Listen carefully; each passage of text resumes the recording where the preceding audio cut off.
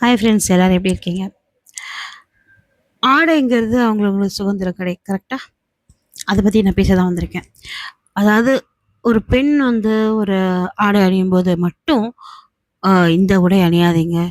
இது வந்து உங்கள வந்து தப்பா பார்ப்பாங்க. அப்படி என்ன இப்போ ஒரு உடை அணியிறனால அந்த பெண்ணு தப்பானவ கிடையாது. சரியா? செல்ஃப் லவ், செல்ஃப் க்ரூமிங் கோசம் தான் அந்த பெண்கள் வந்து சீரியஸே போடுறாங்க. இது வந்து இன்னும் எந்த காலத்துல நம்ம 2026 வந்தாச்சுங்க. இன்னும் மனதளவுல இன்னும் நீங்க வந்து மெச்சூர்ட் ஆகலைன்னா எப்படி? நம்ம வந்து பார்த்தீங்கன்னா, மெச்சூர்ட் ஆயிட்டோம், அப்படி பண்ணிட்டோம், இப்படி பண்ணிட்டோம். ஏஐலாம் வந்துருச்சு. ஆனா வந்து மனதளவுல இன்னும் பார்த்தா, இன்னும் அப்படியே தான் இருக்கீங்க.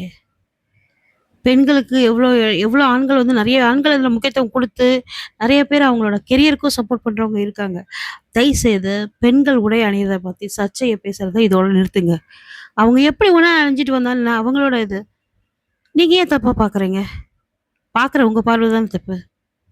தயவுசெய்து அத மாத்துங்க.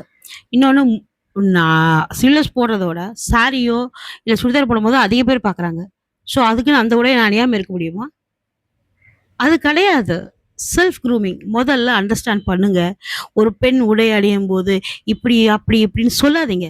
அது அவங்களோட செல்ஃப் லவ். ஓகேவா? யார் பார்க்கறதுக்கோசரம் நம்ம உடை அணியிறதே கிடையாது. எங்களோட கான்ஃபிடென்ட்‌கோசரம் தான் நம்ம உடை அணியிறோம். தயவுசெய்து ஆண்கள் யாரும் இத அதிகமா என்ட்ட சொல்லல. பெண்கள் தான் பெண்களுக்கே சொல்லியிருக்கீங்க. ஸோ, இவ்வளோ நாள் எங்கள பார்த்துட்டோம்ல. இதுக்கப்புறமும் எங்கள பார்த்துக்க தெரியும். ஸோ, ப்ளீஸ் பெண்களே கொஞ்சம் பெண்கள மதிங்க. அவங்களோட நீங்க வந்து முதல்ல அவங்க கிட்ட புரிய வைங்க. ஓகேவா? தப்பான ஆண்கள் பார்க்குற தப்பான பார்வைய வந்து பார்வைய மாத்திக்க சொல்லுங்க. வளர்க்கும்போதே